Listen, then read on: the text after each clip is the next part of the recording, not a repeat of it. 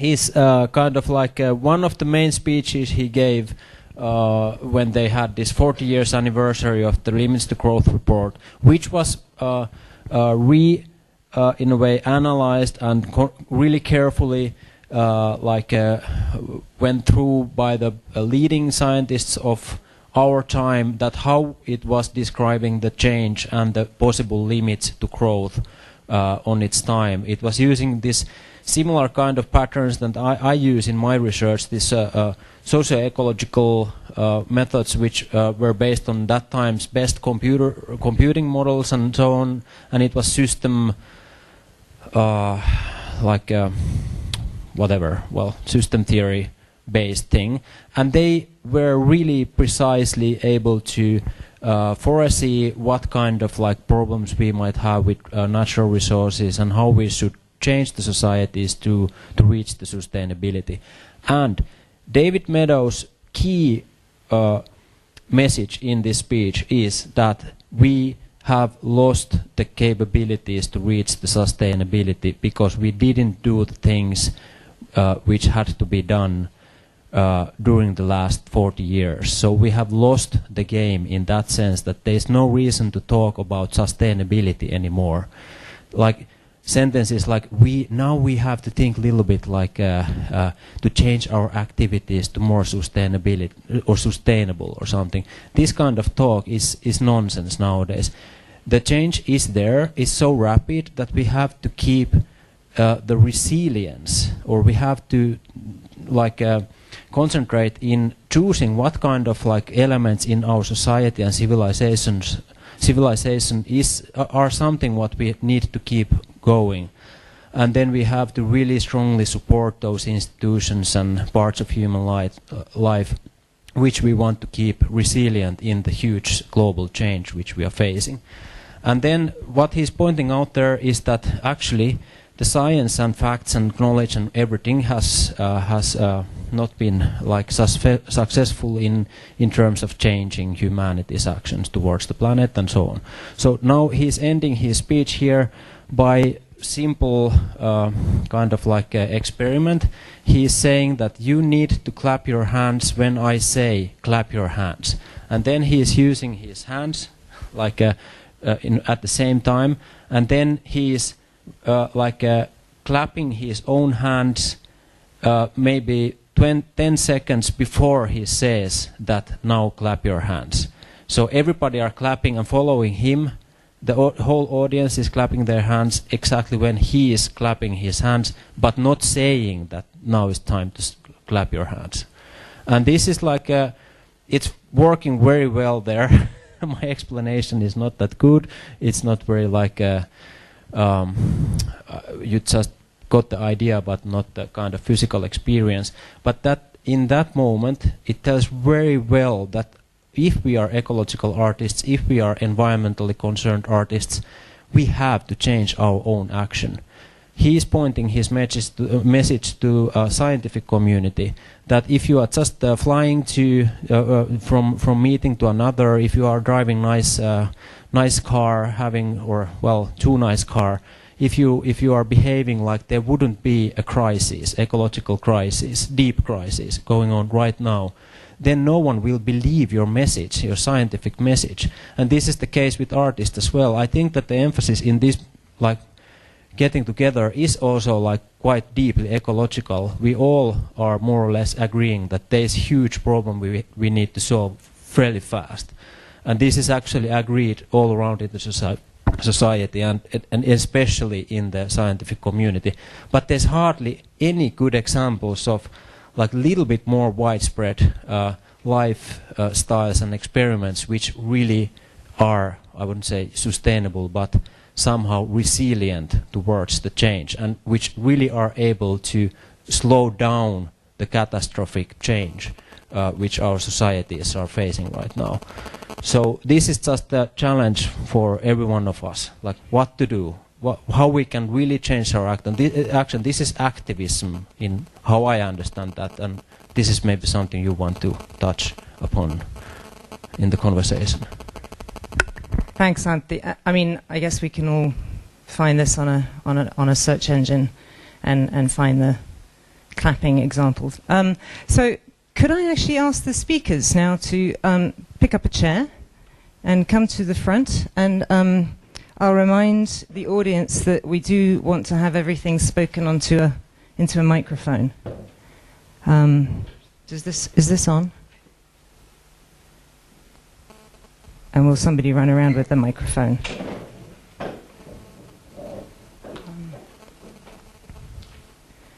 Do you? Or Doctor? So, actually, before I get started, so how long do we have? When should we? Approximately 1 hour.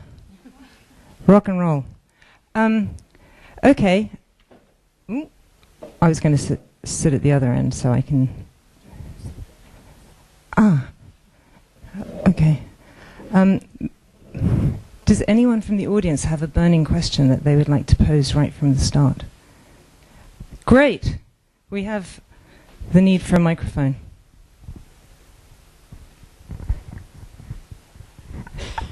And perhaps if you say who you are. Yeah, hi, I'm Laura Beloff.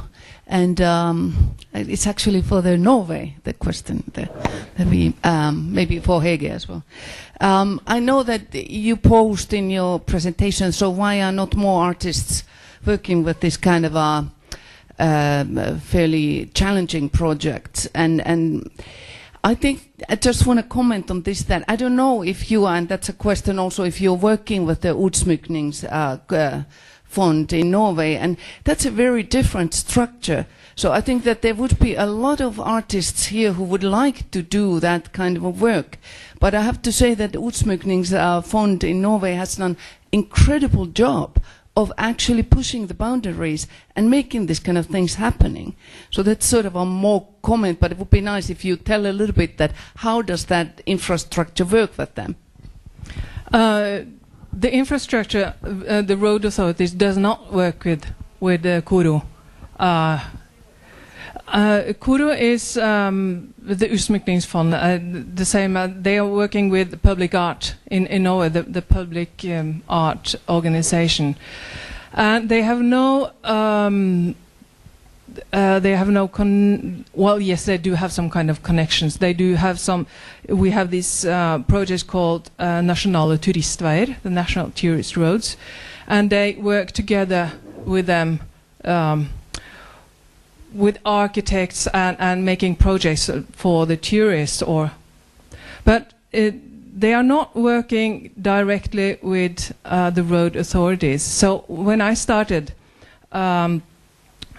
Almost 30 years ago, I picked up the phone and I called the head of the department and I said, hello, I'm an artist and I think I have some good ideas. Can I come and talk about them? And he said, yes, that's quite interesting what you're talking about, but you have to call that and that person, which I did. And then that opens the door. So it was my initiative, because I was kind of restless. I was young. I was nearly started being an artist, and I couldn't wait to be picked up by the system. So I started doing this by myself, and it has developed some kind of things. And now it is more common that artists are being used in such systems, but it's outside the art world still. So yeah, if that was an answer to that. Thank you very much. If there's no other burning questions, but do put your hands up. Okay. We've got 3 questions right there. Hello, I'm Andy Best. I don't know if this is a question or a comment, but it sort of goes back to Anti's point, but maybe others want to comment on this. It's about like why we are in this situation, I suppose. And I'm wondering, with your the way you're looking into suprematism, and then you were discussing about the Russian perspectives on religion. And I have also noticed this in my own contacts with Russian artists and Russian society, that, for example, that they use the word cosmonaut rather than astronaut, which I think is very significant. But then thinking sort of further back into like Western or maybe worldwide religious history, that a lot of our problems today due to religion, and particularly sort of monotheism, if that's the right term, because maybe before, in a more pagan society, people respected nature, or if we're not even using the term nature, but we're living with the whole world rather than seeing it as a separate entity. And maybe people would like to comment on that. Did you mean to say monotheism? Monotheism. Monotheism. That's the one. Yes. I like both. I like both of them. I think monotheism is great. Yeah, we could maybe start a new atheism. Yeah. So I'll give it to Antti, but if anyone else wants to pick up, please do. Yeah, just short comment to that question. That I think that it's in every religion surprisingly well presented also this totally alternative way of like understanding the human role in the cosmos and especially in the planet or on the planetary systems. I mean that, for example, Orthodox Greek Orthodox Church or like Greek Catholic Church, however it's described, it was very well aware of the problems of Mediterranean degradation of natural environments and all the fasting rules and everything was planned on like according to the notions of degradation of natural environments capacity to keep the culture like on and feed the people in Constantinople and so on. So there is lots of like understanding of these elements in religion, and I don't know actually, well, it's a long story how we understand the religion and being part of religious systems right now, how it's enabling the totally like the consumerist destruction. I don't know how that has happened actually, but then I think that among the arts there is great potential to also behave or follow other kind of logics than consumerist logics. And this is really strong element in arts. I think that majority of my friends graduated from academy and others who are practicing arts, they are really low income people, and they are not regretting that. They are only regretting when they are so poor that they are not able to work. And that's the problem. So there is not much like a willingness to take part to this consumerist madness. But there's no ecological explanation for that. This is just that artist life is somehow structured differently than in many other professions, and there's no need for that kind of consumerism than in other like professions possibly. And this potential should be found and turned to be more conscious, so that artists would create kind of like a alternative force and join together to other forces which are like willing to end the consumerist madness. And then if artists are too much taking part to the projects which are like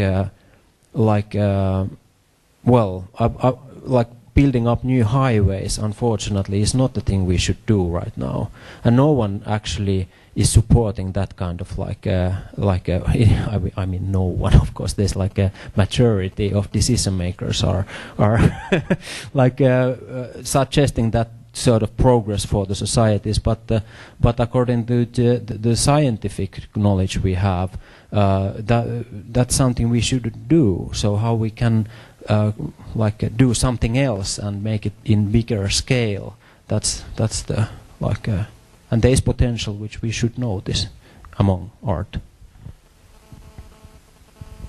Yeah, I would like to argue that adopting really a kind of a post-anthropocentric worldview would help us in this kind of a project Antti is describing. it is something that is, of course, very hard to do, but I think that is the only kind of like a really thinking of our conceptions of the human and trying to dissolve that in all possible ways. Because otherwise we would just keep on building highways for our own benefit. But I would like to also mention to Andy, recently I've had the pleasure of working in Korea, like South Korea, which is, when you think of in a religious way, very interesting mix of Buddhism. Nowadays Christianity is the dominant religion, and it's an interesting example how very like a culture with a very different religious mix or background can actually resemble very much of what Antti showed us, like on the surface level, and how the societies are actually shaping. There are other kinds of forces that seem to, and I'm referring to the neoliberal capitalist forces. I'm claiming that the economy is the key driving force, even though the the spiritual or non-rational undercurrents of shaping our everyday decisions and ways of being with each other cannot be undermined.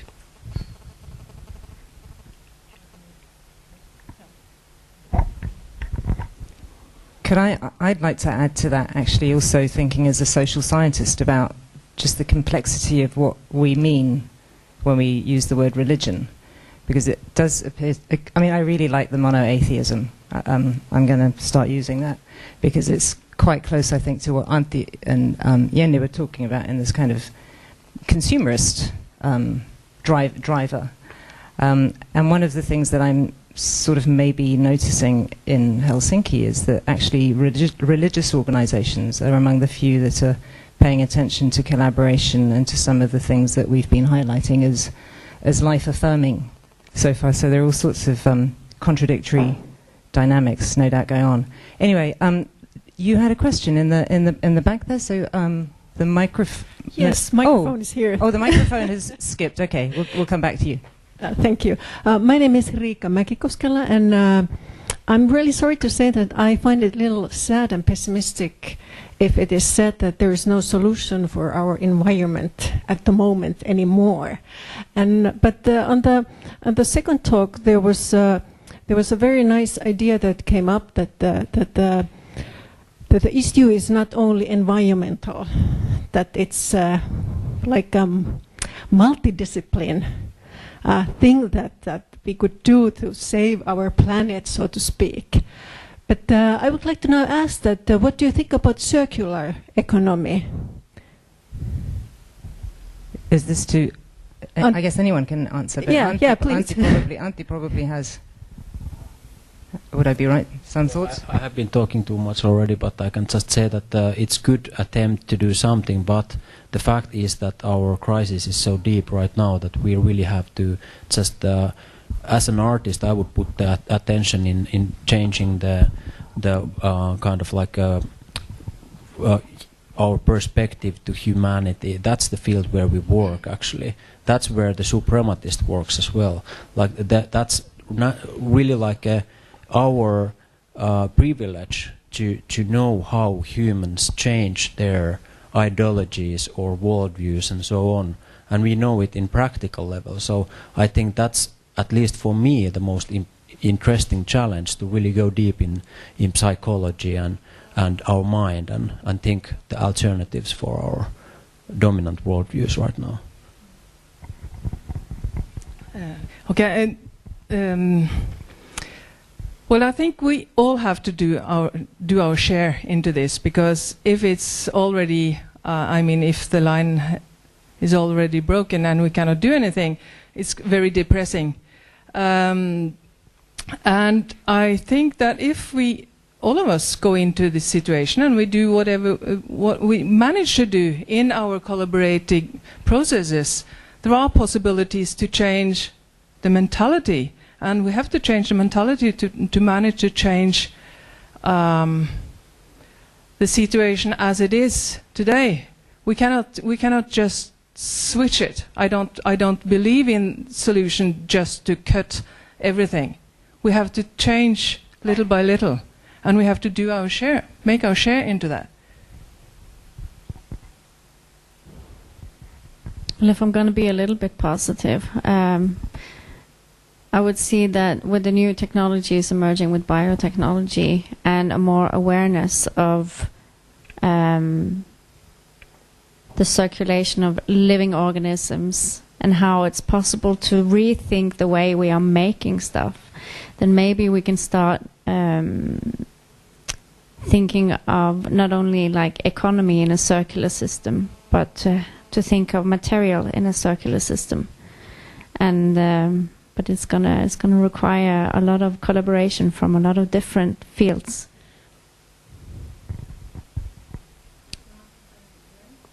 I would like to just continue from there, that maybe kind of my key point was exactly this, that I love the way how the artist, and in your presentation, like you've been looking into the circulation of matter in a very sort of a thought-provoking way, and this is something exactly what we need, I think, like the deeper or kind of more profound understanding of how our so-called human lives are thoroughly mediated and made possible by interconnections with different forms of matter, but what I'm personally extremely alarmed by is the dominant, how the language and rhetorics of economy are dominating our ways of communicating and everything we do. But I agree with Antti that at least it is a step towards the better. I mean, this idea of a circular economy, it really might actually do some good.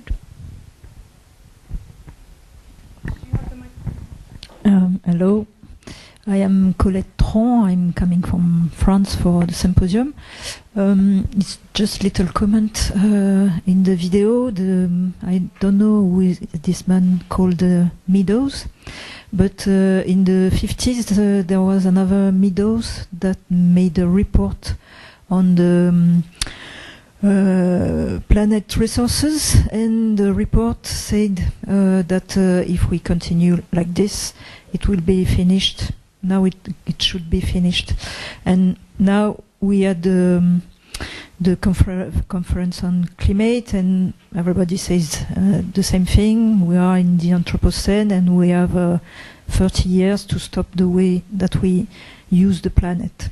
So I think the question is a question of economics and the way of using the planet. You show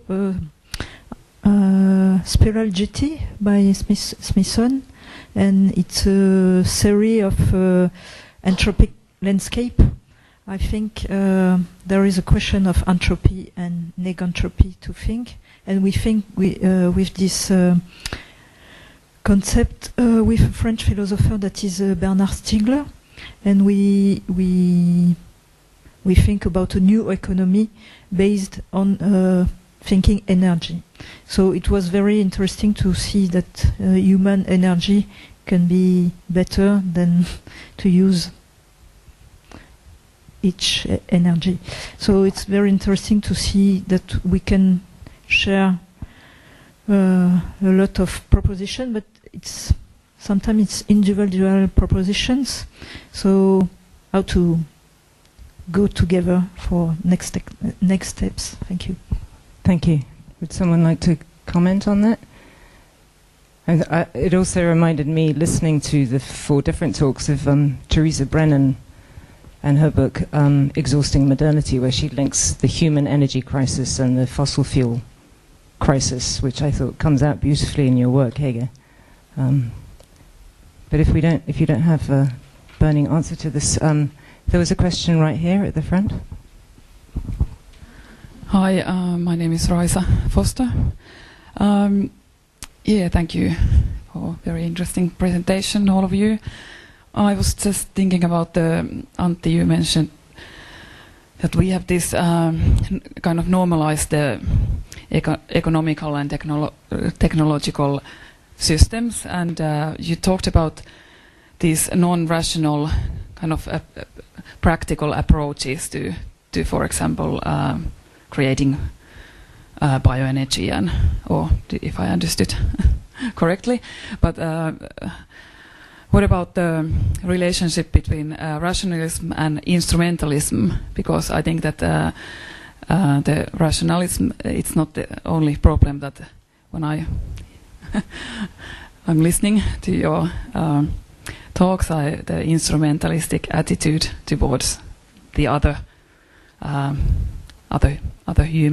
humans or animals or natural environment. I think that's also the big problem. Can you say something about that? Yes, of course. Yeah, that's another word which can be used.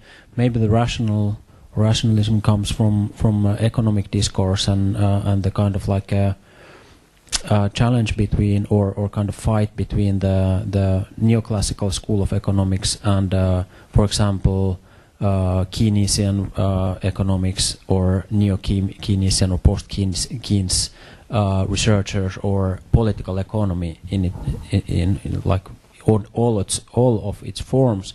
There's a huge debate in Finland, and I would say possibly in other countries as well, that if this neoclassical economical framework, which is based on rationality, rational decision making as a consumer or investigator, if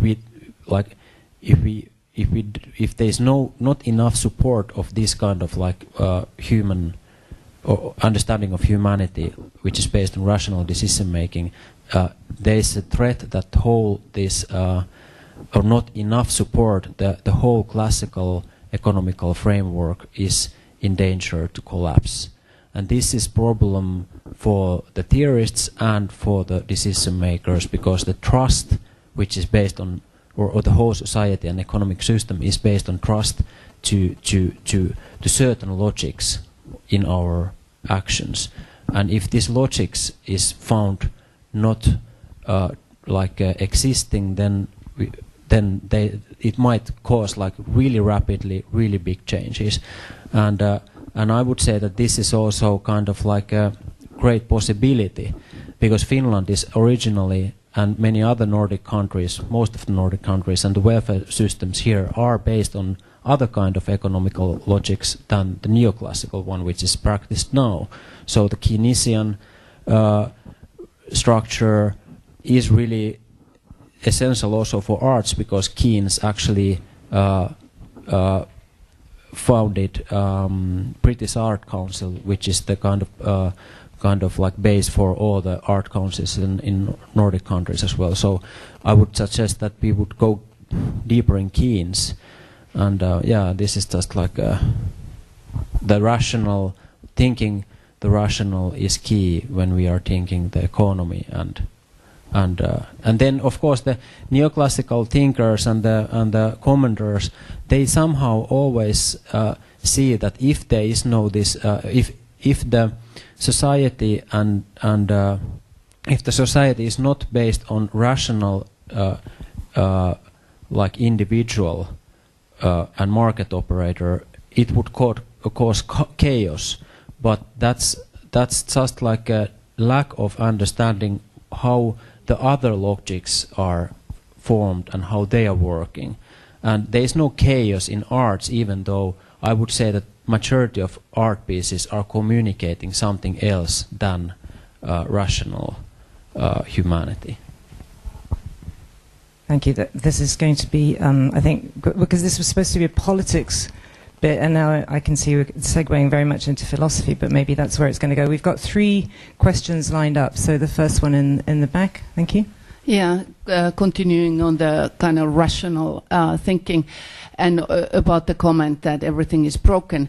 I wonder if everything is broken, or is it just that science tells us that because they avoid the complex problems, because they're not able to tackle. The way the sciences are sort of structured today is very single discipline. And I think complex problems would need more multidiscipline approaches. And I think that's also, I'm fairly cynical on also on what art actually can do this. And I think the comment that art can change the attitude, I like that one. And but still the arts is very much away from the science and technology. I see this possibility for tackling the complex problems, which could open up the door also for the artists to come in for transdisciplinarity. So just a kind of a question, how you see that. Would you like to comment on that? Well, kind of the underlying motivation with the Frontiers project was exactly this, like to kind of, we recognize that, I mean, it's very segmented, very typical of so-called modern thinking, that try and kind of like, well, categorize and segment all the disciplines into their neatly arranged corners. And we had, I don't know whether this idea was naive or how I'm approaching this at present, but we had this idea that that art could open up a space, or open a space for different disciplines to come into dialogue. I think there's some naivety in this thought, because it hasn't been very easy. I mean, our projects, there have been 25 plus artist projects, and some of them have been very multidisciplinary. But there is this kind of there's always this kind of hierarchy between different modalities of knowledge. So the scientific way of looking at the world, it always tends to somehow dominate, especially when we come to the kind of a discursive realm. So when we try to kind of articulate what has happened in particular artistic, like multidisciplinary projects. So it's a bit of a challenge, but necessary. Yeah, I can comment on that, because the multidisciplinarity is the solution, I think, because and that artists also involve themselves into those issues and these questions also outside the art world. That we managed to do that. I remember that several years ago, Telenor, which is a huge tele company in Norway, they hired a couple of artists into their research department. Still, maybe there are some working there, but I don't know exactly what they did or still do, but they are there, and they are questioning their operations all the time. So if more companies could also hire artists, I think that would be a great deal for artists, and also for the companies and for the society, and to talk about these questions and have the multidisciplinary outside. Yeah. Thank you. I can't also help reacting to something that Jenny said, which is reminding ourselves about what happened with the Environmental Protection Agency last winter, as science was completely delegitimized by presidential decree. So if we think that science is kind of the main discourse, I think then we need to update those thoughts. Maybe that just supports your notion about the economics being in there. Okay, so we have one question back there, and then after that, Kati, and we still have more time, so hands up later. Thank you. Thank you. My name is Lone Körno, and I'm environmental scientist, and I'm still very optimistic. But I guess that will be more for a discussion later on. But my question relates to your presentation, Bill, which I found very interesting and very inspiring. And I can also mirror myself in a way, even though I'm working with science. But the way that you try to, or you actually act as a research or art agent, doing agency, you can contact the decision makers, you make an influence. And you have just proven and shown like some of the impacts that your collaboration have done. I myself work as a research agent, interfering in all kinds of processes in society with all kinds of different decision makers. So I'm very curious about, I have two questions. The first one is that I'm very curious about hearing your experience with the motivation for the decision makers here to make that bridge to you and include another rationality than the dominant one in these projects. So what has been their motivation, benefits, and that might also relate to the politics, which is a theme in this session. And the second question is whether there's been some follow-up research on your collaboration, the synergism between you as different actors, but also the effects of doing this collaboration.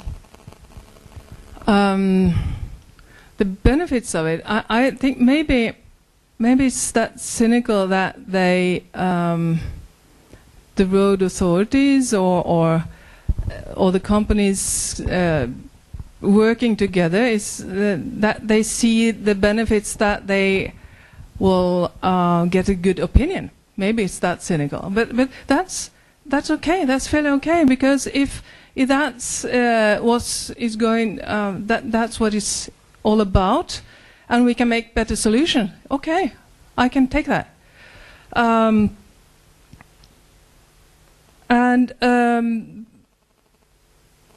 To your second question is that if there have been some research about my position in such settings.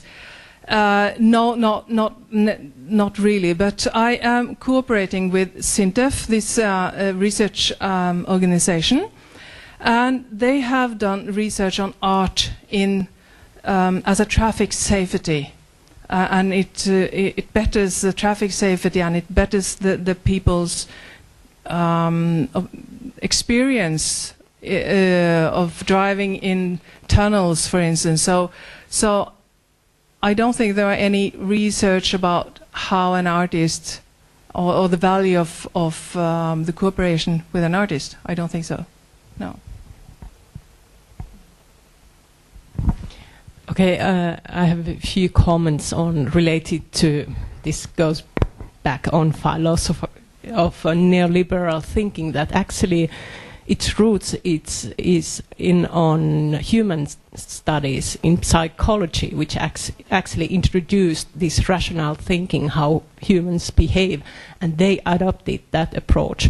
What is actually missing in economic thinking nowadays is non-instrumental value, shared values that they can't really identify, which is really problematic.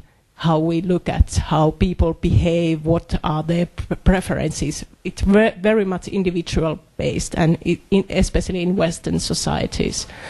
And I think that's main problem. And I think we should broad up our discussion on what is value. And I think quite many of us also consider it's very individual based, but we should look also more broader approach on what is value. Anyone want to comment?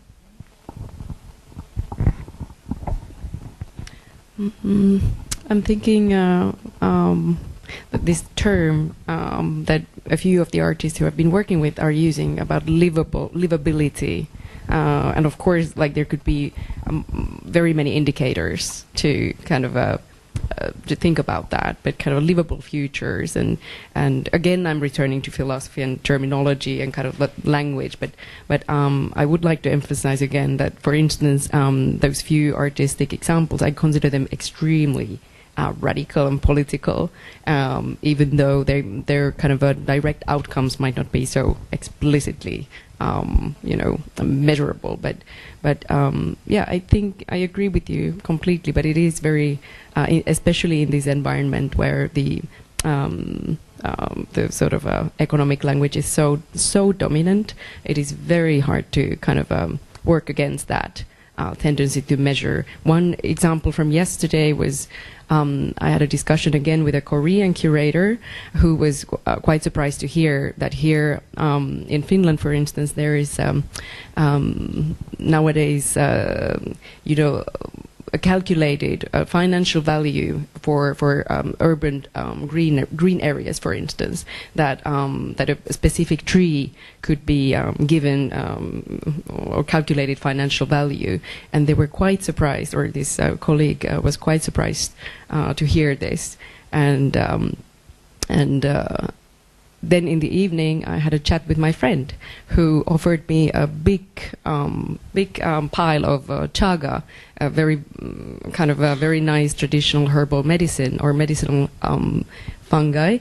And I surprised myself by saying to her that, oh my goodness, are you really giving this to me? It's worth 500 euros.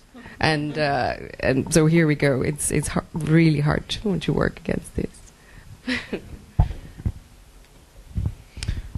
Yeah. Hi, my name is Petri Ruikka.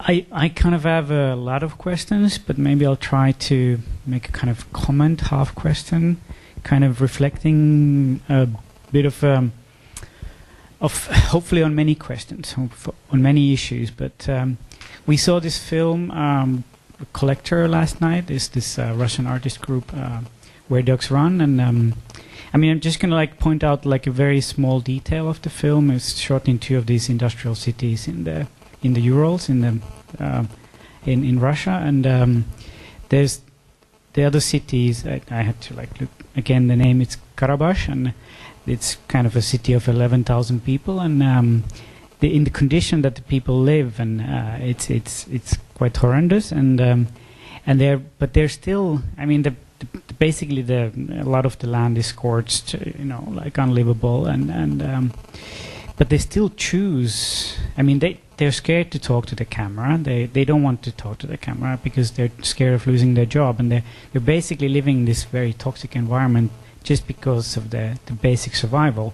So I mean, it's also like this when we talk about the economics and the value and the kind of like this is an extreme example, but it's also about in which position we are, or which position other people are, like in a macro scale, in a global scale, because the effects that we see in these like big or the massive industrial process is global, and then we always kind of address it like from a kind of like from this Western point of view, which is kind of it's also like something that we have to address, and we are addressing it, but also like it's also about the question of rhetorics, what Jenny was talking about this when we talk about like how do we talk, and maybe Antti has also like maybe in your previous work you have thought about like how to communicate, maybe the work with BIOS, for example, when I understood it, it's also about like how are we communicating about these things? Because if we would go to this city of Karabakh and talk to the people about post-anthropocenic point of view, and I don't think that would work, and to whom certain rhetorics work and to whom it doesn't, and when the scale is so large, and then so if you have any comments on this, like or maybe speculations and what these like the idea of communication and the idea of us in this privileged position and where we are communicating amongst ourselves, and yeah, there's another question, but maybe I leave it to later, because we also like, well, I'll just throw it in here, maybe it's too much, but this idea of us, what Jantti was saying, that there's just these scientists who fly from event to event and drive their nice cars, and we also like, we should think about like what kind of affects this kind of event, what we are organizing here, what is this event having? That's also something that we should keep in mind when we are flying to the next event and flying to the next event. So that's also important. So just to keep self-reflecting on what we are doing here. Yeah, I really try hard to keep this short. Yeah. Well, thanks for everyone, like for very interesting points of views. I want to make sure that I'm an optimist too, but I'm not optimist in that sense that I would think that this system and its basic like aims would stay as they are in future. I mean that like the consumerist lifestyle is ending anyways, or there is an alternative all the time. There has always been, and it will come up, and there is many good reasons for that, and why to struggle against that change is actually the question, because it's kept up by industry and politics and capital, this kind of like lifestyle which we are still following, but it's not very like something we need for our like individual lives, or there's many like I mean that art is good example of something which we can replace the consumerist lifestyle by something which is still living in arts, or is growing actually there all the time. So there's a good reasons to be optimist, but then I need to also add that the problem in sustainability, there's like a IPCC, there's this worldwide similar kind of body than IPCC in biodiversity, there's UN reports, and not only reports but the whole UN, there's many like the top authors saying that there's not like good examples of any systems or societies who have been able to decouple the emissions and the economical growth. I mean that the economical growth and growing consumption always is meaning also the growth of emissions still, and there might be some small the emissions actually are not growing much, but like we need to get so deep decrease in the emission so soon that we can't avoid the according to the most respected scientific points of view, we can't avoid the need for cut our consumption, especially in rich Western countries, and that's something we need to consider. This is the kind of reality where this event is also organized. That we have been thinking this and discussing and arguing about this fact for many years. I have been doing it 15 years, and I would like to see it's really getting into the practices. And it is there, but it's not easy. I know it very well in my own work and daily life. Yeah, just a short comment also, because I think also basically the economical system that we have today is maybe the basic problem. How we deal with economy and that everything has to grow. And but it's quite interesting time though we are living in, because there are kind of two blocks. You have the old way of thinking with politicians that don't want to see reality and they don't want to accept reality, and with leaders that want to pick the ladders up after them. But then we have all the other smaller or bigger systems that are starting to grow with the change, to manage the change. And if we manage to change the way of thinking, and as artists we can do a share of changing this kind of thinking in several places, I think I'm optimistic that we manage to change. It must change the mentality, and if we manage to change the mentality slowly, the other things will change as well. But I don't think it is possible to just see stop and then we are into another world. It doesn't function like that. Yeah. I think it speaks a lot about our the way we function. Like we need to compartmentalize, we need to rationalize and break things into little bits in order to make things work. I mean, the world is utterly complex. We cannot. I think we have a hard time to approach a more like, I don't know, like a holistic kind of perspective that is including this large organism. If you can view the world with all its living entities as a large organism, and so I think it's both our ability to perceive and organize and get things done and structured. We just have to work within very narrow-minded ways, and I also think it is fear of losing privilege, power, and yeah, it's scary, I think. Yeah, it is scary. We need to let go of this kind of outdated paradigm, but out of these small experiments and linguistic, philosophical adventures, I think a new one can be built. But it means giving up something. I'm somehow, this might be a bit romanticizing, but this week I read, and I'm often actually looking into what happens in for instance, certain countries in Africa. This has to do with my work. We get a lot of like artists who would like to work in this context, and so I've had to look a little bit more carefully what happens there. For instance, in Kenya this week, there was quite severe new legislation prohibiting the use of plastic bags. I mean, this is one thing. There's only one gesture, but it will have a drastic impact. And kind of, I'm thinking that we are here, sort of looking at things from a very Eurocentric, mostly Eurocentric perspective. And usually we've learned to look into other continents, Africa especially, with a very sort of with not much respect or optimism, but I think it might be possible to skip a few of the kind of very harmful phases of so-called modernism. I hope. So yes, I'm partly optimistic. Yeah, let's hope they will not find their own mala, which is there like.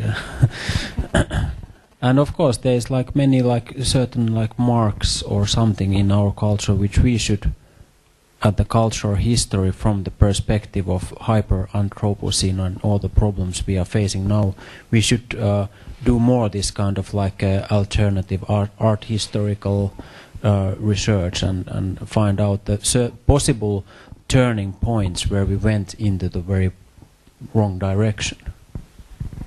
Thanks. I also would. Well, I could actually say thank you at this point to Arnold for asking me along on this, because I think one of the reasons that I said I would join this is because I think artists are brilliant at uncovering complexity in places where maybe the rest of us don't see it. So I don't know. I'd like to just raise the question of complexity as maybe something to talk about in the rest of the symposium. I have a question also for you, but it might just be for lunch. We've got at least one more question from the floor, but we would have... Actually, no? Well, if it's a really short, we have 4 minutes now, and then I have a really important program before the lunch. You didn't? So do I get to pose my question? Yes. It was about the mainstream and the margins, and I'm kind of curious empirically what you think as people in the field about whether there is any way of trying to address the mainstream as a mainstream. You know, we've talked about the West or Eurocentric or whatever, or do you just have to work with what you've got? Where you've got, is there something? What can we do about the mainstream? Does that question even make sense?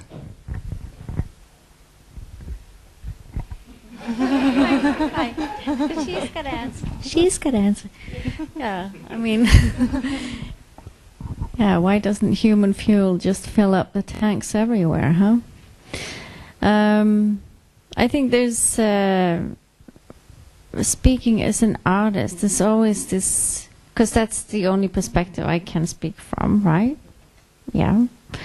You always also have to relate to this kind of iffy feeling becoming like commercialized or yeah, but I think it's possible to look at other structures where the message can come through. I just think it's a matter of how you channel it and where you can channel it. Yeah. I think I'm able to work in a very privileged position at HIAP, because we are a non-commercial, non-profit organization, and we have the ability to dedicate most of our time for very eccentric experimental work, and I consider it a luxury. And then part of our programming is somehow connected to these more experimental strands, but maybe also accessible, hopefully, to wider audiences. Yeah, I was just thinking about what you talked about from Kenya, and sitting on this very privileged side of the world as we are up in the northern countries, and we don't manage to get rid of the plastic bags. We don't. So, well, we have a job to do. All of us, as a mainstream, as in the mainstream in the world. So yeah, that's all what I want to say. Yeah, my personal kind of like project has been to get into those or learn more from those art phenomena which have been the most influential.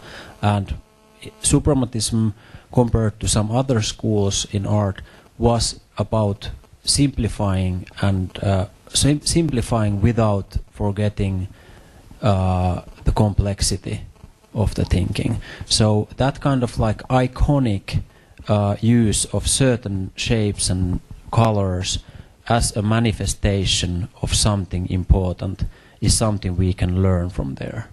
And I think that we are totally capable to create strong phenomena which are changing the world. Yeah. I'd like to give the last word to Hege.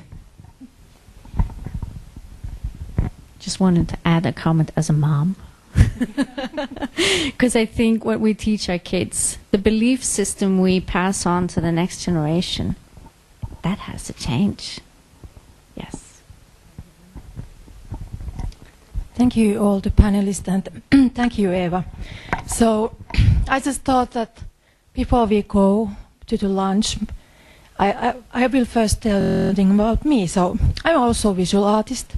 I'm sorry, I'm losing my voice now, but so I'm working at Art Promotion Center, and this is the project I have been doing. I have also other projects, but my background, I'm a visual artist, but I have been studying a long time social science, environmental science, developing countries, urban studies, quite a lot, when of course art history, archaeology, aesthetics, and etc.